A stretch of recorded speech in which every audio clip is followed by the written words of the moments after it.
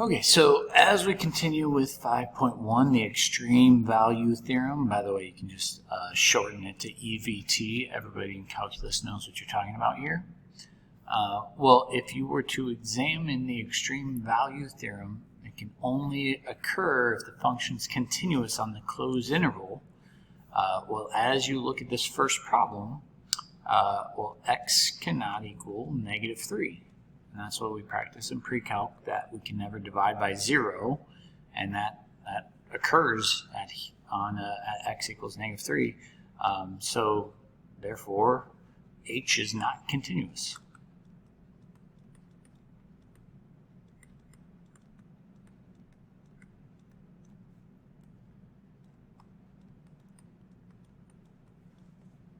And we could say the same thing about g on this one, that x minus 3, that this can only be greater than or equal to 0. Well, if you add 3 over, this function g is only defined for values greater than 3. That would be a terrible problem to do in this one.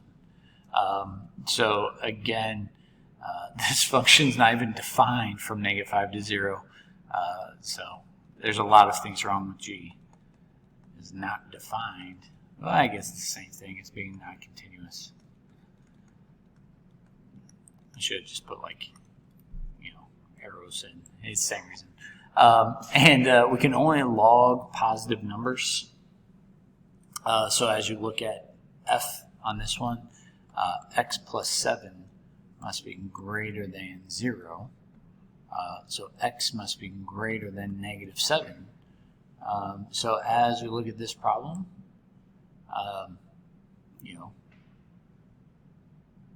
is that okay then? Yeah, this one's okay. The extreme value theorem applies. Function's continuous, so we can go ahead and work through it. We could even find the derivative. It's just one of those things that if we remember the derivative of f, it's 1 over x plus 7.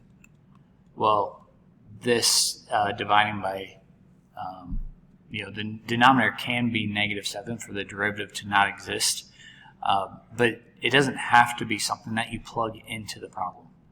We could just plug in the endpoints and see where the min or absolute min and where the absolute max occurs. Something like that. By the way, I guess if you're going to say the extreme value theorem applies, you should give a reason. And that reason would be f is continuous on -5 to 0. So we're good. All right, so as we move forward to actually practicing the problems, before doing the problem and finding the extreme values on the given interval, it would be worthwhile to mention why you can do this. And this is, if you remember earlier in the unit, or this semester, or this year, I guess I should say, is that blanket statement that all polynomials are continuous is helpful. So it doesn't matter what your endpoints are. This is good to go. We can do the extreme value theorem. So that's when we would take the derivative,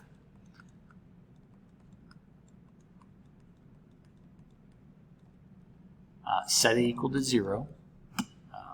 Not necessarily the easiest problem to factor. It might not even be factorable. Well, maybe you could do the quadratic formula. X equals -b plus or minus the square root of b squared minus 4 times 3 times -3. 4 times 3 is 12 times, that would be -36.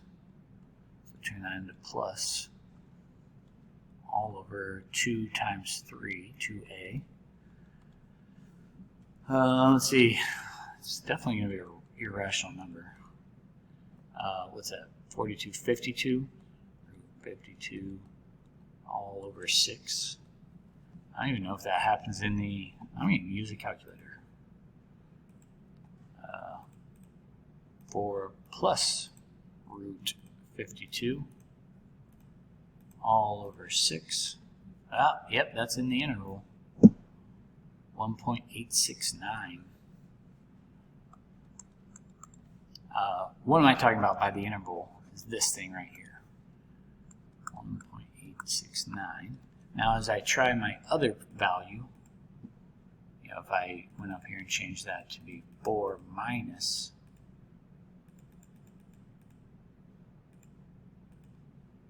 divide that by 6. Oh, that's in the interval too, -0.535.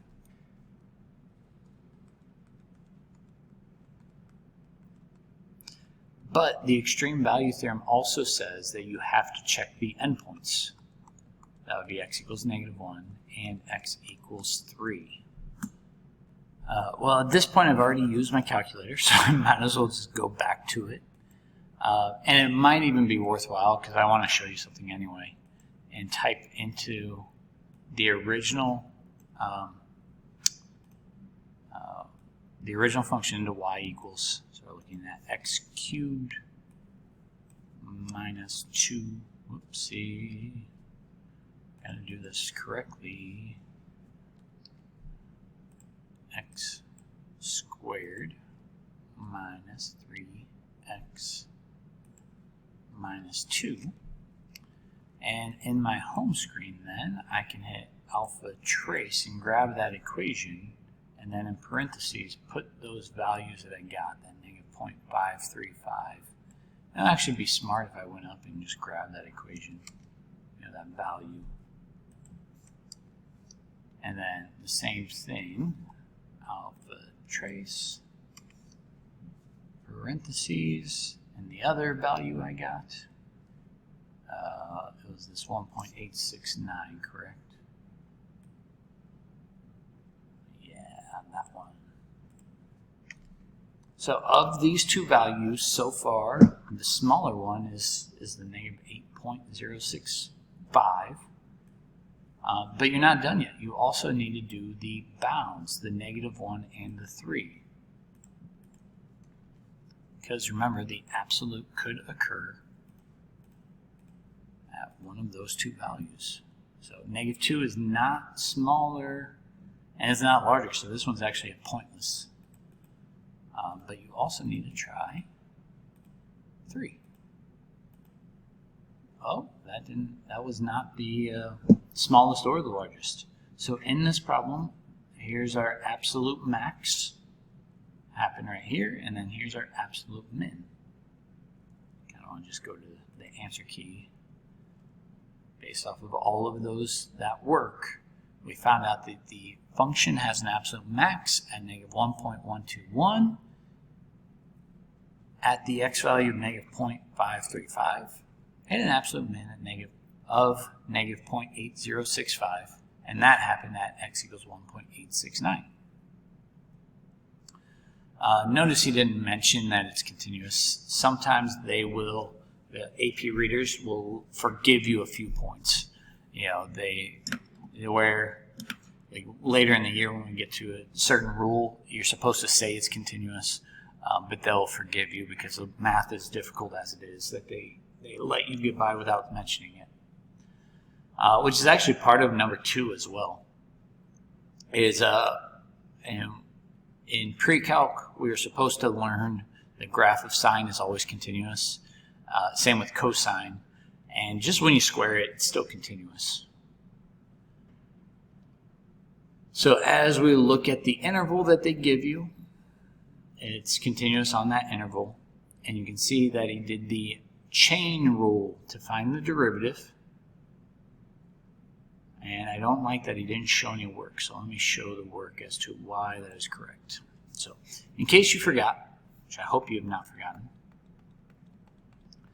that sine squared is the same thing as sine of x squared plus cosine. You might want to mention that this function is continuous as well. So the derivative would equal 2 sine of x. You just bring that 2 in front, you leave sine alone, and then you have to take the derivative of sine, which is cosine. And then the derivative of cosine is sine. What I would do is factor out that sine of x. So you'd be left with 2 cosine of x minus 1. So either sine of x is equal to 0 or cosine of x is equal to 1/2. Well, if you think about on the unit circle, where does sine equal 0? Right here and right here. I would include 2 pi as well, except it's the endpoint, so we don't actually care about that. So we have 0 and pi. And then where does cosine equal 1/2? Well, 1/2, well, first of all, cosine is the x-coordinate. So we want 1/2, comma, root 3 over 2. The problem with this point is, I didn't even mention this. There's a problem with 0 because we want to start at pi over 2. So pi is the only one we want for sine. 1/2 is at pi over 3. Well, that's before pi over 2. Pi over 2 is right here. So when's the other time that cosine equals 1/2 is at 5 pi over 3. If you need help from a unit circle, I'm not going to stop you. So now you would want to check out g of pi over 2. I like to go in order for our extreme value theorem. So the left end point and then the next point between these two would be pi. And then I need to scroll down a little bit. G of 5 pi over 3. And then g of 2 pi. And at this point, you could actually work it out, plug them in and square them and add them together. I'm going to sort of cheat and go to the answer key. And depending on the unit, they might let you might have a calculator, you might not. This might be in a free response question. I'm not going to commit to saying it wouldn't be. But you can see his work here. Oh, he cheated and he figured out what 5 pi over 3 was. I don't like that. But anyway, it looks like the absolute min occurred at g of pi, so the absolute min in that interval is -1, and then the absolute max occurred at that 5 pi over 3 value, which apparently it's 5/4 or 1.25.